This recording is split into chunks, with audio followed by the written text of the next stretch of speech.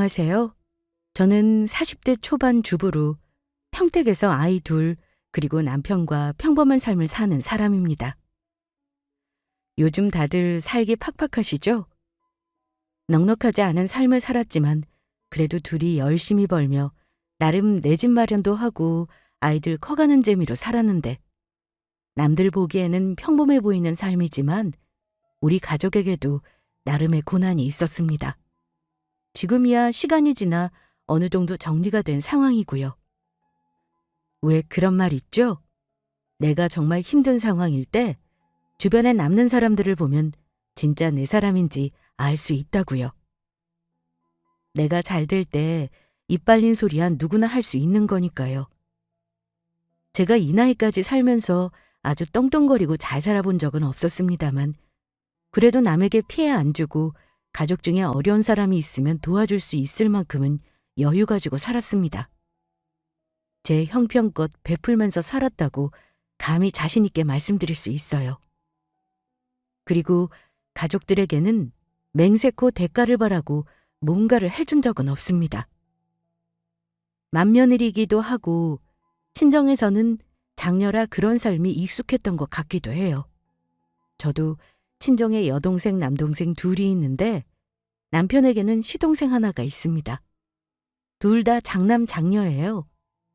그러다 보니 늘 가족을 이끌고 살펴야 한다는 책임감이 은연중에 있었죠. 그런데요, 저는 지금 그런 마음을 내려놓았습니다. 우리 남편이 얼마 전 저에게 지쳤다는 말을 하더라고요. 우진 엄마, 우리 이제 우리 가족만 생각하자. 나는 당신이랑 내가 이렇게 하는 게 당연한 줄 알았는데 그게 아닌 것 같아. 그동안 당신이 나 때문에 마음고생 꽤나 했을 것 같아서 내가 마음이 많이 안 좋네. 이번에 힘든 일 겪으면서 내가 확실히 알았어. 나도 이제 지치기도 했고 우리 가족만 챙기기도 바쁜데 왜 당신 힘들게 했는지 자책하게 되네. 아이고, 그걸 지금 알았어? 당신이 이번에 상처를 많이 받았나 보네. 당신이 그렇게 알아주니 나는 그걸로 됐어. 그래도 어머니랑 서방님 덕에 우리 급한 불은 껐잖아. 사람이 어떻게 맨날 좋은 날만 있겠어. 우리 밑바닥 쳤으니 이제는 좋은 날 오겠지. 힘내자, 여보. 우리는 매일매일 점점 나아지고 있어. 그걸 믿자. 그래. 당신한테 많이 고마워. 어머니가 말씀이 없으신 분이지만 당신이 어떤 사람인지 다 아시잖아. 그나마 다행이지 뭐. 그래도 저는 남편이 저의 마음을 잘 알아주니 그나마 행복한 경우라고 해야겠네요.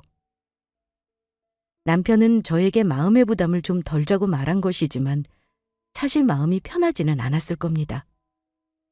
가족 간 불화로 인해 시동생도 부부 사이를 이혼으로 끝내기도 했고 어머니 역시 분명 속이 상하셨을 테니까요. 사실 남편과 제가 성격이 좀 비슷해요. 남에게 싫은 소리 못하고 또 힘든 거 보면 내가 설사 한 끼 굶는 한이 있어도 퍼주는 성격이고 그렇습니다. 그래서 여태 큰돈을 못 모으고 산 거겠죠. 특히 우리 남편은 워낙 사람을 잘 믿는 사람이라 크고 작게 남에게 뒤통수도 맞은 경험이 있고 그렇습니다. 아무튼 그런 우리 부부가 가장 가까운 가족에게 상처를 받으면서 여러 가지로 생각이 좀 많았던 것 같네요. 스스로 착한 사람, 책임감 있는 사람 자처하는 삶이 좀 피곤하다는 걸 깨닫기도 했고, 가족이라고 해서 언제나 내 편이 아니라는 걸 느끼게 된 사건을 겪기도 했거든요. 저는 남편이 그런 생각을 하고 있는 줄은 말을 안 하니 잘 몰랐습니다. 그래서 많은 대화를 한 끝에 우리도 너무 잘하려 하지 말고 조금 편하게 살자고 결론 내렸어요. 시어머니가 옛날 분에다 고지식한 면이 있으시지만 또 큰아들을 엄청 대우하시는 분이라 말씀은 무뚝뚝하게 하실지언정 저나 남편에게 무리한 요구를 하시거나 힘들게 하시는 일은 전혀 없으셨던 분입니다. 코로나가 한창이던 시절에 저는 우리 동서네와 큰 갈등을 겪었습니다. 우리 가족이 힘들 때 도와달라는 말도 하지 않았는데 거지 취급을 하던 황당한 일이었죠. 그 일로 한바탕 집안이 들썩거렸는데 도대체 어디서부터 잘못됐었던 건지 저도 잘 모르겠네요. 가족 간의 일이라 조금 창피한 마음도 듭니다만 사람 사는 일이라 생각하시고 가벼운 마음으로 들어주시면 좋겠네요. 솔직히 말씀드리자면 저는 시어머니와도 대화를 아주 많이 하고 지내는 사이는 아닙니다. 시집 온 지 10년이 넘었지만 초반에는 어머니가 대하기 어렵기도 하고 무섭고 그랬죠. 어머니는 충북 시골 마을 평범한 촌부세요. 시아버지와 평생 농사 짓고 소 키우고 사셨고 지금도 일을 손에서 놓지 못하는 부지런한 양반입니다. 시집 오고 나서 몇 년 만에 시아버지가 돌아가셨는데 남편이 어머니 병원 문제도 있고 해서 어머니 시골집을 정리하고 우리 집 가까운 곳으로 집을 얻어 같이 살자고 했던 적이 있었는데요. 시어머니가 완강하게 거절하셨습니다. 며느리 입장에서 살림을 합치는 것도 아니고 어머니 혼자 계시는 게 불안하게 돼서 남편과 어머니 근처에 사는 건 이견이 없었는데 어머니가 그리 나오실 줄은 예상하지 못했어요. 당연히 자식들 근처에서 살기 바라실 줄 알았거든요. 내가 평생 여기서 살았는데 니들 가까이서 산다고 좋을 것 같지 않아. 엄마는 아직 일도 더 할 수 있고 벌려놓은 일도 많아. 트럭도 몰고 다니는데 뭐가 걱정이니? 정내가 원할 때가 아니면 같이 살 생각도 없고 가까이서 너희들 치닥거리할 자신 없구나. 나 충분히 거뜬하게 지낼 수 있으니까 그냥 때 되면 너희들 잘 사는 거 얼굴 보여주고 우리 손주들 보여주면 되는 거다. 어머니, 혹시 제가 불편할까 봐 그러시는 거면 전혀 그러실 필요 없어요. 혼자 계시는 거 제가 신경 써서 그래요. 가까이 살면서 우리 애들도 자주 보시고 살면 좋잖아요. 글쎄 나는 아파트는 답답해서 싫다니까 그러네. 그리고 여기 정리하는 일이 뭐 간단한 줄 아니? 집이며 밭이며 축사는 또 어쩌고. 글쎄 나는 싫다. 니들이 잘 살면 엄마는 그거 보는 낙으로 사는 거지 같이 사는 건 싫어. 남편과 제 설득이 통하지 않아서 어머니는 아버지 돌아가시고 난 후 줄곧 혼자 살고 계십니다. 평택에서 진천까지 먼 거리는 아니라 우리 가족이 아이들 데리고 시댁에 자주 가기도 하고 남편은 제가 못 갈 때도 농번기에는 어머니 일손을 돕기 위해 매주 내려가곤 했었죠. 우리 어머니가 자식이 남편만 있는 건 아니고요. 시동생이 하나 더 있습니다. 근데 시동생은 서울에 살다 보니 자주 얼굴을 보고 살지는 못했어요. 시동생은 공부를 잘해서 고등학교 졸업하고 나서부터 서울에서 쭉 학교 다니고 취업도 하고 지금은 우리 남편보다 훨씬 돈도 잘 법니다. 하지만 처음 학교 졸업하고 취업 준비할 때는 제가 봐도 눈물겨웠습니다. 혼자 고시원에서 고생하는 모습이 너무 안쓰러워서 취업 성공했을 때 저랑 남편이 서울에 원룸을 얻어줬어요. 그때만 해도 도련님이 돈이 없었어요. 그때가 아버지 돌아가신 지 얼마 안 되었을 때라 어머니도 좀 힘드실 때였는데 남편이 동생을 도와주고 싶어 하더라고요. 남편 입장에서는 저에게 말하기가 참 어려운 일이니 제가 나서서 도와주자고 했죠. 고맙다는 말 들으려고 한 게 아니라 저는 진심으로 우리 시동생이 서울에서 자리 잘 잡기를 바랐습니다. 형으로서 동생 그 정도는 도와줄 수 있다고 생각했고요. 시동생은 무뚝뚝한 성격이지만 저한테 몇 번이고 고맙다고 하더라고요. 사실 시동생은 저한테 잘하는 걸로 다 갚았다고 생각합니다. 우리 애들을 삼촌이 얼마나 예뻐했는지 몰라요. 우리 애들 둘 다 시동생을 삼촌이라고 얼마나 따르며 좋아했는지 모릅니다. 저한테도 형수님 형수님 하면서 참 잘했어요. 그때 우리 애들이 서너 살로 한참 손도 많이 가고 제가 힘들 때였는데 만날 때 우리 애들 데리고 놀이공원도 데리고 가주는 그런 착한 시동생이었습니다. 형제간 우애도 좋았어요. 물론 남자 형제라 서로 살가운 대화를 나누거나 그러지는 않아도 딱 보면 알죠. 서로 얼마나 챙기고 생각을 많이 하는 형제인지요. 어머니도 아들들이 얼마나 자랑이셨겠습니까? 시동생이 혼자 서울살이 하는 것이 늘 마음이 쓰였던 저는 어머니 대신 남편이랑 시동생네 종종 가서 반찬이나 먹을 것도 챙겨주고 잘 지내는지 밥 먹으면서 얘기도 많이 나누곤 했었어요. 그렇게 평범하고 화목한 우리 가정이었는데 어느 순간부터 분위기가 변하기 시작했습니다. 저만의 생각은 아닌 것이 우리 남편도 시동생이 장가가고 동서가 우리 집에 들어오면서부터 불편해졌다고 얘기를 하더라고요. 제가 윗사람 입장에서 동서에게 못마땅한 기색을 하면 큰며느리가 텃세 부린다고 할 수도 있으니 저는 동서 들어오고 나서 설사 서운한 일이 있다 해도 겉으로 티내거나 나무란 적 없었습니다. 사실 시동생과 결혼한 동서가 좀 만만한 스타일은 아니에요. 제가 6살이 많은데 아무래도 시동생은 서울에 살다 보니 예비 동서는 결혼 전에 딱 3번 본 게 다입니다. 첫 만남 때는 동서를 보고 놀랐어요. 너무 예뻤거든요. 시동생에게 미리 얘기는 들었지만 처가도 잘 산다고 하더라고요. 같은 대학 나와서 연애도 오래 했다고 들었는데 조금 마음이 아팠던 건 결혼이 좀 늦은 이유가 동서내에서 우리 시동생을 그리 달갑지 않게 생각했다고 하더라고요. 부잣집에다 좋은 대학에서 공부한 딸에게 개천에서 용난셈인 우리 시동생이 눈에 찰 리 없었을 겁니다. 게다가 시어머니 혼자 계셨으니 딸 가진 집에서는 아무래도 시집가서 고생할까 봐 주저했겠죠. 하지만 동서가 들어온다는 게 같은 며느리로서 좋기만 했어요. 그런데 처음 저를 보았을 때 아래 위로 저를 한번 훑어보던 동서 시선이 두고두고 뇌리에 남더라고요. 저는 반갑다고 잘 지내자고 하는데 저를 뭔가 경계하는 느낌도 있었고요. 그냥 아직 결혼 전이니 어색해서 그랬겠지. 나중에 가족이 되면 차차 친해질 거라고 생각했습니다.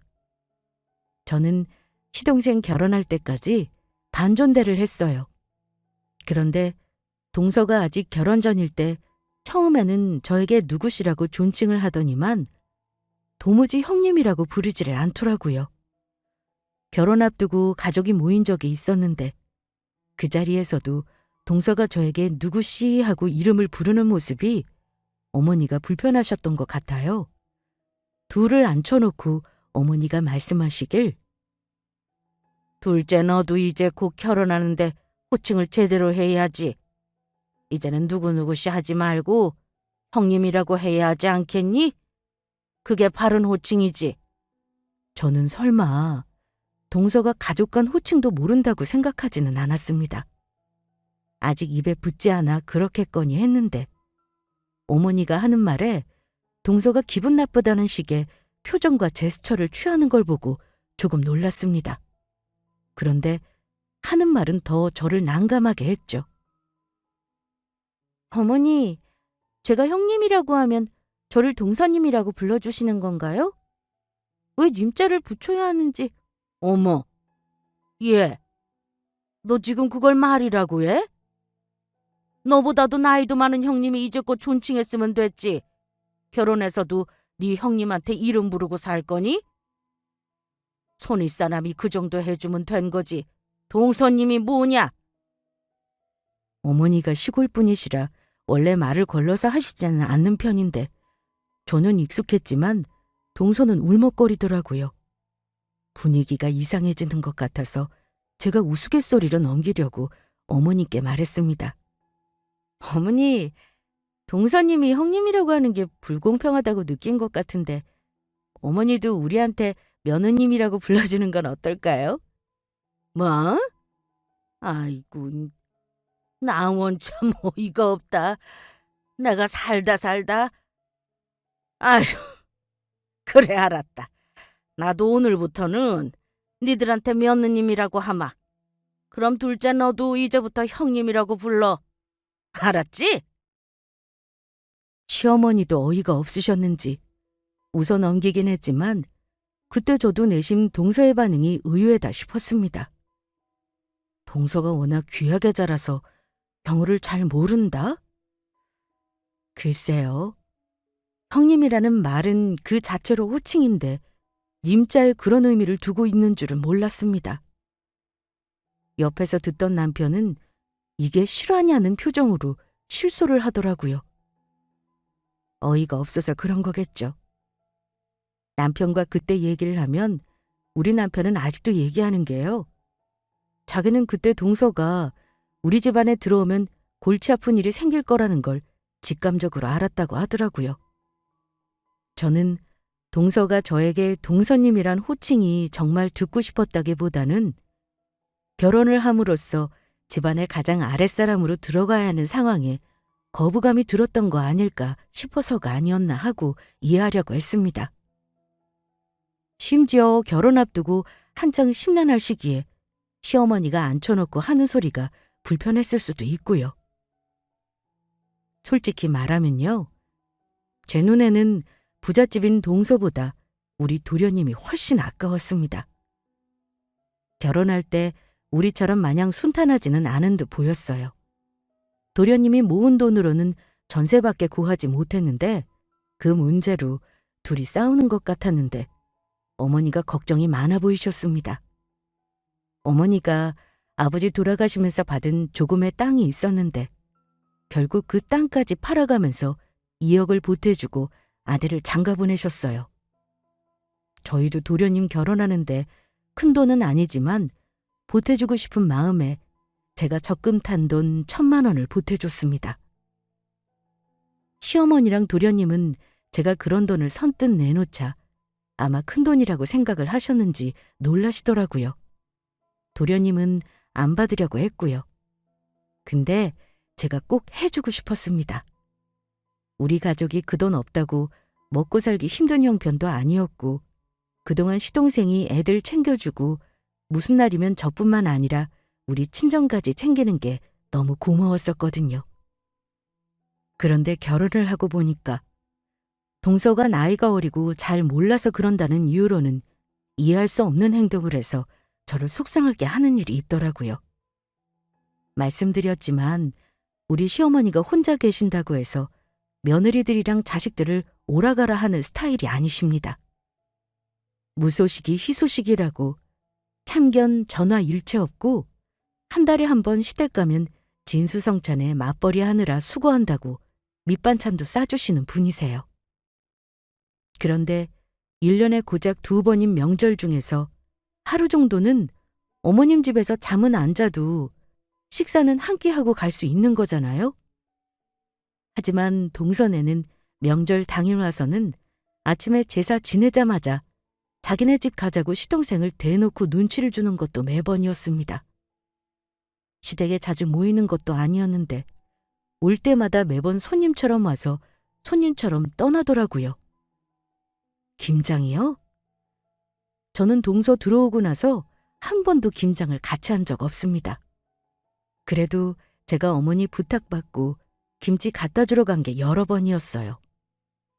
황당한 건 그때마다 어머니가 보내신 김치나 밑반찬이 상해 있거나 썩어서 버릴 지경이었다는 겁니다. 제가 어머니께는 말은 안 했지만 일부러 어머니나 제가 해온 건 안 먹는 눈치라 그 다음부터는 안 갖다 줬어요. 서방님이 먹을 김치만 조금씩 갖다 주고 말았죠. 가족들이 모이면 시동생을 너무 쪼는 거 아닌가 하는 느낌을 늘 받았고요. 은근히 말하는 도중에 저를 무시하는 듯한 느낌도 받은 적이 많았습니다. 자기가 가진 명품이랑 주얼리 자랑을 하면서 제 나이에 명품 하나 없는 저를 참 못난 사람 만들기도 했죠. 다 얘기하자면 제 자신이 너무 초라해지는 기분이라 여기까지 하겠습니다. 한마디로 동서는 자기는 우리 집안과 급이 다르다는 식으로 굴더군요. 동서는 친정이 부자라면서 자기 결혼할 때 시댁에서 해준 것이 없다고 늘 피해의식이 있더라고요. 시동생이 집 해온 것도 아니고 받은 것도 없으니 내가 왜 시댁에 잘해야 하나 이런 논리였습니다. 2억 정도는 해온 게 아니라니 제가 뭐라 할 말이 없었죠. 게다가 한 번은 제 앞에서 남편이랑 결혼계약서를 썼다고 말하면서 황당한 말을 꺼내더라고요. 형님, 너무 애쓰지 마시죠? 형님도 시어머니 불편하면서 왜 그리 매번 잘하려고 목을 매세요? 형님이 너무 그러면 제가 뭐가 되냐고요. 시댁에서 받을 것도 없는데 그러실 필요 있어요? 죄송하지만 저는 남편이랑 결혼 전에 이미 계약서 쓰면서 제가 하는 역할은 정해놔서요. 저한테는 형님이랑 똑같이 하는 건 바라지 않으셨으면 하네요. 나나 어머니나 동서한테 억지로 잘하라고 한 적 없어. 오기 싫은데 오라고 한 적도 없을 텐데. 굳이 그런 식으로 성 그으면서 가족 간에 냉정하게 살려고 하는 이유가 뭐야? 나는 마음에서 우러나지 않은 행동은 못하는 사람인데 대체 내가 동서한테 왜 이런 말을 들어야 하는지 모르겠다. 동서가 계약서를 썼다는데 내가 뭐라고 하겠어? 동서는 동서 하고 싶은 대로 하면 되는 거지. 근데 나는 동서처럼 칼로 선 긋듯이 가족들에게 하는 스타일이 아니라서 말이야. 동서 편한 대로 하되 내가 어머니한테 기본돌이 하는 것까지는 못하게 하지는 마. 생전 뭐라고 싫은 소리 한 번 안 한 저지만 그때는 저도 동서에게 한 소리 했습니다. 게다가 결혼 계약서라니요. 그걸 저한테 굳이 말하는 건 또 뭐고요. 요즘 세상에는 그런 게 당연할지 모르지만 저한테는 계약서라는 단어를 부부 사이에 적용한다는 것이 너무 차갑게 느껴지고 마음이 좀 안 좋았죠. 어쨌든 동서 시집 와서 근 5년간 동서와 가까운 사이로 지내지 못했습니다. 남편은 더 애쓰지 말라고 했고 굳이 저랑 시댁 불편하는 동서에게 억지로 친해지기를 강요할 생각 없었어요. 그런데 우리 가족에게 큰 위기가 닥친 게 큰아이가 막 초등학교 입학했을 무렵이었던 것 같네요. 남편이 저에게 의논도 하지 않고 친한 친구 보증을 섰는데 아마 거의 1년 가까이 본인이 해결해 보려고 저 눈치 못 채게 애썼던 것 같아요. 그런데 도저히 안 되겠는지 결국 저한테 털어놓더라고요. 아시죠? 보증선자의 최후요. 남편이 보증선 금액이 무려 몇 억대였습니다. 남편과 자주 싸우는 편은 아니었지만 남편이 남의 말을 잘 믿고 순박한 구석이 있다 보니까 살면서 종종 누구한테 속는 일은 있었는데 이렇게 큰돈 사고 친 건 처음이었습니다. 친정에도 말 못하고 처음에는 시어머니께도 말을 못했어요. 우리 둘이 어떻게든 수습해 보려고 했습니다. 둘 다 직장이 있지만 억대의 빚을 갚는 건 역부족이라 남편은 투잡에 주말에도 쓰리잡을 뛰었죠. 경제적으로 힘들면 인간관계도 참 위축이 되더라고요. 괜히 누구랑 만나기도 꺼려지고 가족들에게도 사람 구실 못하는 것 같아서 만나도 재미가 없고요. 무엇보다 나중에 사실을 알게 되실 부모님을 생각하면 속상한 건 이루 말할 수 없었습니다. 남편이 그러더라고요. 제가 이혼하자고 해도 할 말이 없다고요. 하지만 이미 일은 벌어졌고 저는 아이들과 남편이 있고 우리 가족을 지켜야 하는데 이혼이라뇨. 물론 남편이 미운 마음이 든 건 어쩔 수 없었습니다. 저에게 한마디 언급이라도 해주거나 의논만 했어도 피할 수 있는 일이었는데 말이죠. 당신한테 미안해서 계속 말을 못했어. 내 선에서 대출을 다 끌어서라도 해결해 보려고 했는데 우리 집까지 넘어갈 판이라 진짜 당신한테 내가 할 말이 없다. 여보, 당신이 이혼하자고 하면 내가 그렇게 해줄게. 우리 지금껏 이뤄놓은 거 물거품으로 만든 거 다 내 잘못이야. 여보, 우진 아빠, 정신 차려.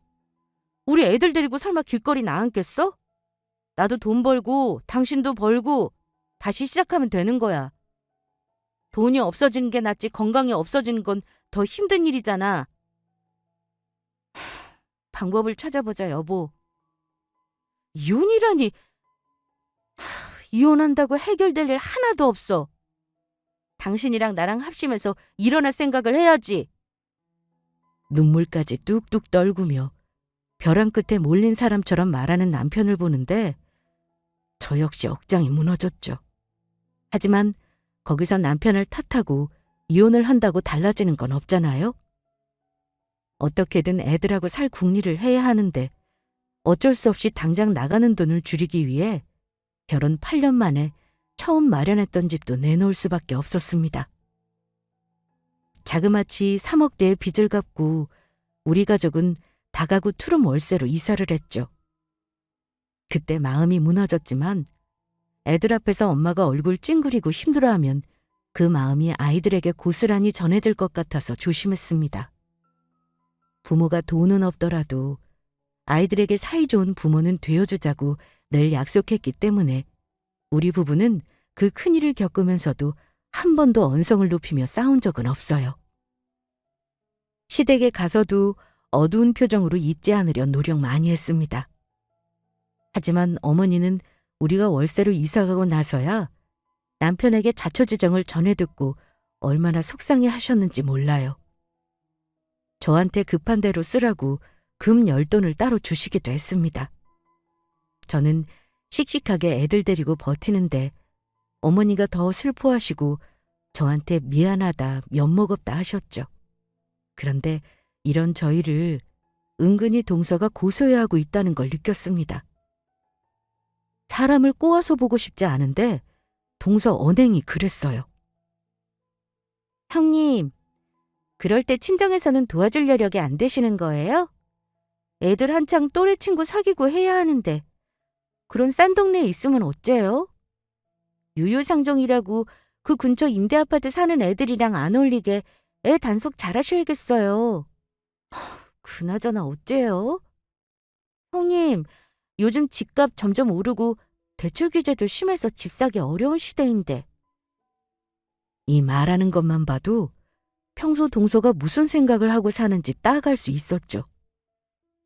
저런 말도 꼭 자기 남편이나 시어머니 없을 때, 저랑 둘이 있을 때만 얄밉게 합니다. 일부러 제 속을 긁으려는 거죠. 제가 그 말에 발끈하면 똑같은 사람 되는 거잖아요. 제가 별다른 대꾸 안 하면 약이 오르는지 별소리를 다 했죠. 글쎄, 나는 동서가 그런 생각하는 줄 몰랐네. 아무리 집값 싼 동네라도 다 사람 사는 동네야. 나는 우리 애들이 어릴 때부터 사람 금 나눠가면서 친구 만들어줄 생각 없어. 그러니 동서 애들이나 단속하고 살아. 제가 타격감이 없는 듯하면 자기 경제력을 과시하면서 저를 깔아뭉개곤 했습니다. 형님, 얘기 들으셨죠? 저희 이번에 친정에서 보태줘서 둔천동에 집 샀어요. 저만 편하게 사는 것 같아서 괜히 마음이 그러네. 형님도 빨리 월세 전전하는 거 탈출하셔야 할 텐데. 언젠가는 좋은 날 오겠지. 우리 걱정은 마, 동서. 동서 생각보다 우리 가족 잘 살고 있으니까. 집 산 건 축하해. 네, 정리 다 되면 가족들 다 초대해서 집들이 한번 할까 하는데 형님 와주실 거죠? 그럼 당연히 가야지. 꼭 초대해줘. 근데 내가 형편이 좀 이래서 좋은 선물은 못할 것 같은데 어쩌지? 그러자 동서가 깔깔거리고 웃더니만 이러더라고요. 어머 형님, 저 형님한테 뭐 선물 받을 생각 없어요. 형님 형편 다 아는데 제가 설마 선물 바라겠어요? 절대 아무것도 사오지 마세요. 아시겠죠? 동서는 결혼해서 신혼집 집들이도 안 했고 가족들 초대 한 번 한 적 없었어요. 그런 동서가 친정도움으로 10억대 집을 샀으니 당연히 자랑하고 과시하고 싶은 마음이 있었을 겁니다. 저는 동서가 아무리 자랑을 하든 장단 맞춰줄 생각이었고 내가 형편이 힘든 상황이었지만 동서네가 집을 샀다는데 당연히 축하해줘야 한다는 마음이었습니다. 근데 혹시 그거 아실까요? 사람이 돈이 없으려면 정말 통장에 단돈 10,000원도 없을 수가 있는 거요. 그때 월급날이 다가올 때라 남편이랑 저랑 이자 나가고 빚 갚느라 통장 잔고가 거의 바닥이었던 때였어요. 어려워진 형편에 좋은 선물을 해주지는 못할 것 같아서 동서가 아무것도 사오지 말라고 했지만 그래도 빈손으로 가기 뭐해 휴지 세트를 사가지고 갔어요. 어머니는 서방님이 모시고 오겠다고 해서 애들 데리고 동서네 집에 도착했습니다. 솔직히 말해 집이 참 부럽더라고요. 우리는 10년 만에 모은 돈 남편이 보증으로 다 날리고 다시 시작하는데 조금 서글픈 생각은 들었죠. 언제 애들을 번듯한 집에 살게 해주나 생각하니 앞날이 까마득하기도 했고요. 도착했더니 어머니는 이미 와 계시더라고요. 어머니도 둘째 아들이 번듯한 집을 장만했다니까 기분이 좋아 보이셨습니다. 그러면서도 큰아들 가족이 마음이 아픈지 대놓고 좋다는 말도 못 하시더라고요. 그런 마음이 다 보여서 저는 오히려 아무렇지 않게 밝은 얼굴로 시동생 내외 내 집 마련 축하한다고 했습니다. 동서, 서방님! 내 집 마련 축하해요. 집이 정말 좋네요. 역시 서울이라 그런가 인프라도 참 좋아서 애들 키우기 좋겠어요. 형수님 어서 오세요. 어머니 지금 거실에 계세요. 집 구경 한번 하시겠어요? 네, 천천히 봐야죠. 동서, 좋겠다. 집 신경 써서 정말 잘 꾸며놨네? 자, 이거. 내가 아무리 그래도 어디 빈손으로 올 수 있어야지. 여기다가 놔둘게. 저는 머쓱한 얼굴로 서 있는 남편과 작은 엄마를 무서워하는 아이들을 할머니가 있는 거실로 들여보냈습니다. 그리고 사온 휴지를 안으로 가지고 들어가려 했습니다. 그런데 동서가 그때 미간을 확 찌푸리더라고요. 그리고는 짜증스럽다는 듯 저에게 이러는 겁니다. 어머 형님! 그거 거기 내려놓으세요. 먼지 들어오잖아요. 아 참.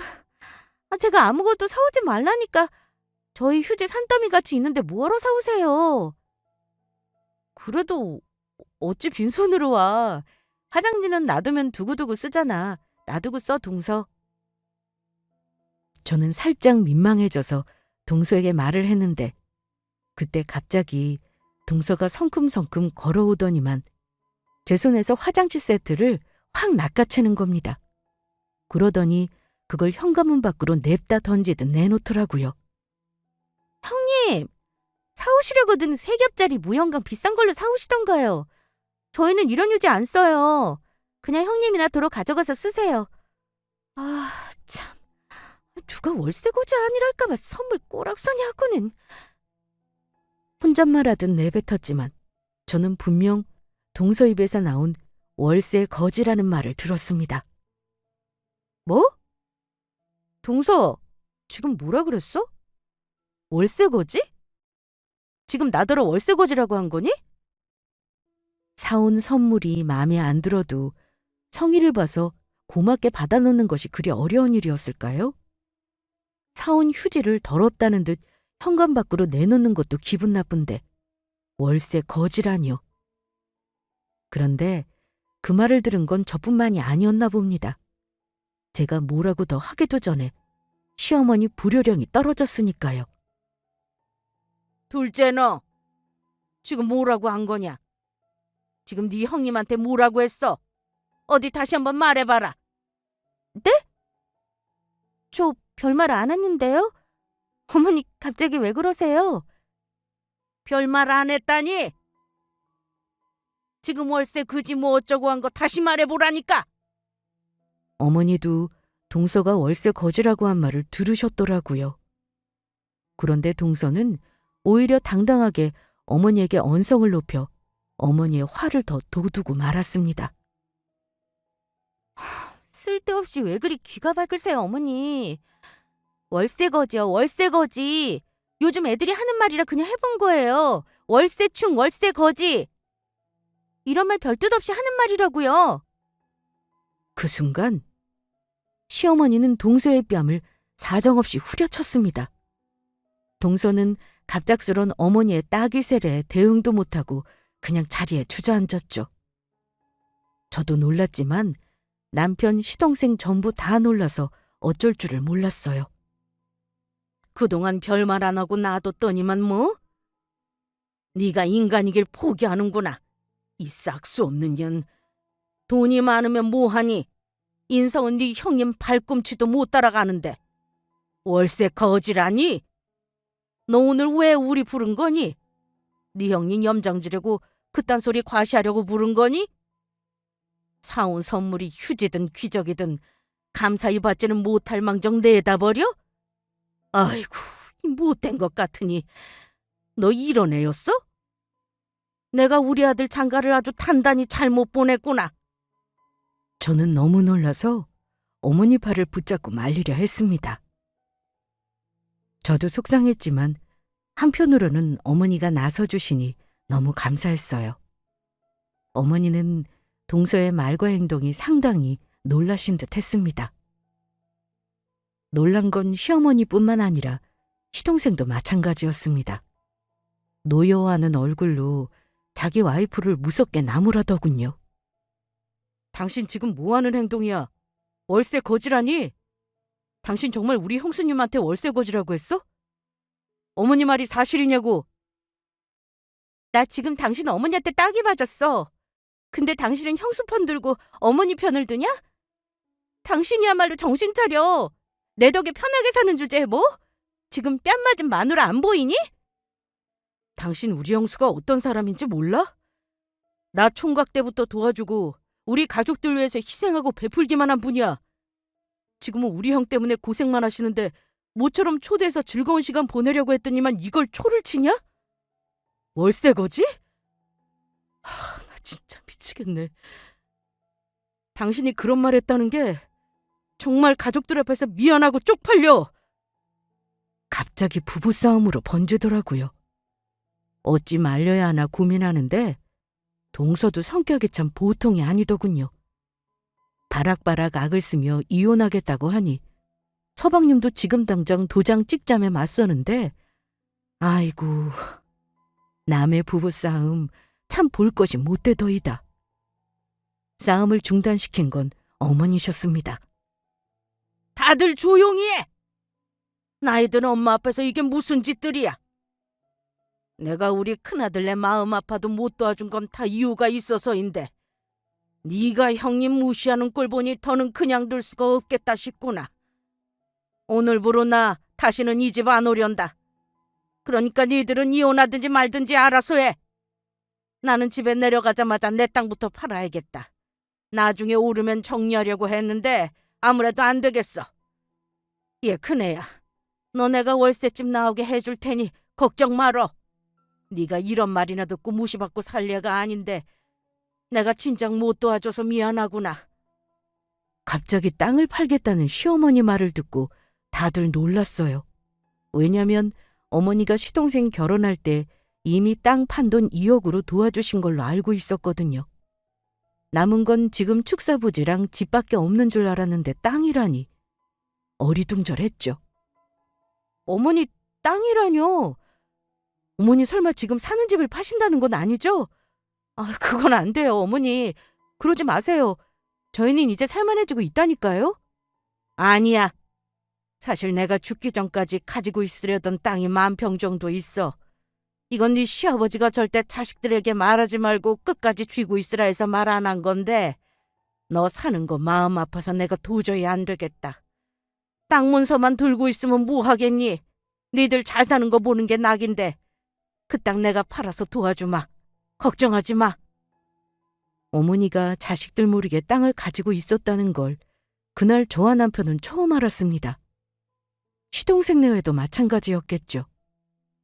저는 흥분해서 얼굴까지 벌개진 어머니를 모시고 나가려고 했습니다. 그런데 동서가 씩씩거리면서 소리를 지르더라고요. 어머니, 정말 웃기는 분이네요. 어머니가 마음대로 재산 처분이라뇨. 멀쩡히 우리 남편이 있는데 지분대로 나눠주셔야죠. 꼴랑 2억 해줘놓고 그 땅을 전부 형님네 준다고요? 재산 지키지도 못하고 보증 서서 날린 아주버님인데 뭘 믿고요? 그냥 주기만 해보세요. 저 가만 안 있어요. 동서가 우리 앞을 막아서는데 시동생은 그런 동서를 보고 질린 얼굴이었습니다. 당신 대단하다. 당신이랑 살면서 매번 실망만 했는데 이번에는 정말 회복의 여지가 없네. 이 와중에 우리 엄마 땅 욕심이 나냐? 우리 엄마가 하고 싶은 대로 하는 거지. 당신은 나랑 이혼해서 위자료 줄 생각이나 해. 결혼해서 지금까지 나 개무시하고 포건한 거 내가 다 남겨놨어. 뭐? 좋아. 어디 한번 해봐. 나 지금 당신 엄마가 내 뺨 때린 거 그냥 안 넘어가. 나야말로 폭행으로 당신 엄마 고소할 줄 알아? 마음대로 해. 당신이랑 당신네 부모님이 나 무시하고 포건한 거에 비하면 아무것도 아니거든? 시동생 입에서 나온 말을 듣고 역시나 그동안 시동생도 힘든 시간이 있었구나 했습니다. 그 와중에 어머니 땅 욕심내는 동서 보고 정말 기가 차더군요. 그래서 저도 그냥 나가려다 한마디 했습니다. 이미 남편은 기분이 상할 대로 상해 애들을 챙겨 문 앞에 나가 있더군요. 동서, 이제 그만해. 말할수록 동서가 어떤 사람인지 더 알게 되는 것 같아서 정말 실망이다. 어머니 앞에서 이게 무슨 짓이니? 어머니가 오죽하면 이러시겠어. 우리 오늘 이후로 얼굴 보지 말자. 그동안 동서한테 나도 참은 거 많아. 근데 오늘은 도저히 그냥 넘어갈 일이 아니네. 월세 거지라니. 동서, 애 낳은 엄마가 그런 말씀은 되니? 그런 마음으로 애 키우면 되겠어? 제발 마음 좀 곱겠어. 내가 동서한테 뭘 잘못했다고 매번 나를 그리 껄끄럽게 돼? 동서는 나보다 못난 구석 하나도 없는 사람이잖아. 동서 제발 자기 자신이 어떤 사람인지 곰곰이 생각 좀 해봐. 우린 이만 갈 테니까 부부 사이 일은 알아서 해결해. 내가 사온 휴지는 거지 같다고 했으니 도로 가져갈게. 동서는 분하다는 얼굴만 지을 뿐 미안한 기색 하나 자기가 잘못했다는 표정은 없더라고요.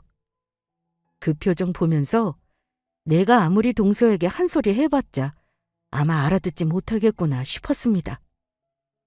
어머니는 기력을 소진하셨는지 남편 부축을 받고 차에 탔고 우리 집에서 하룻밤 주무시고 모셔다 드렸어요.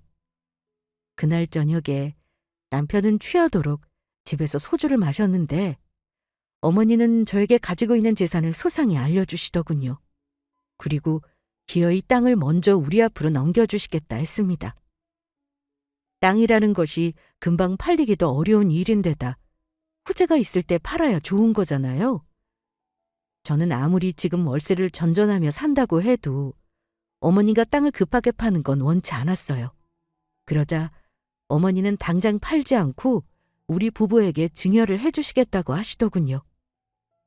어머니가 우리 사는 모습 보며 늘 마음 아파하셨다는 그 마음만으로도 감사한데 땅까지 전부 주시겠다는 진심이 느껴져서 저는 힘든 현실도 잘 이겨낼 수 있을 것만 같았습니다. 결국 어머니는 몇 달 상간에 그 땅 명의를 저와 남편에게 각각 절반씩 지분을 주셨어요. 저는 시동생에게도 지분을 챙겨주려 했는데 시동생은 어머니 재산에 욕심이 없다고 했습니다. 지금도 벌만큼 번다면서 저한테 너무 고맙고 미안하다고 편하게 사셨으면 좋겠다고 하더라고요. 그리고 자그마치 5천만 원이나 되는 돈을 주더니 이런 말을 했습니다. 형수님, 이 돈 제가 갚아드리는 거니까 절대 도로 갚으실 필요 없어요. 저 총각 때부터 형수가 저 도와주신 거 언젠가는 돌려드리려고 했는데 그게 지금인가 봐요. 서방님, 이렇게 큰 돈을 어떻게 받아요? 너무 많아요, 서방님. 서방님도 요즘 심란할 텐데. 제가 마음만 받을게요.